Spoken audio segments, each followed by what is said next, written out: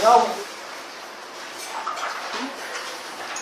соответствии с изложенным судья постановил Фарита Васильевича Акиева признать виновным в совершении административного правонарушения, предусмотренного частью 1 статьи 22 Кодекса РФ ЛП и назначить административное наказание в виде штрафа в сумме 10 тысяч рублей в доход государства.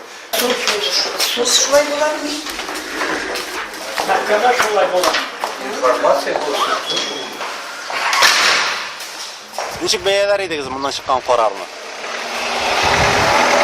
Мин үткәргән митингның темасы һәм максаты Татарстан Конституциясын яклау иде.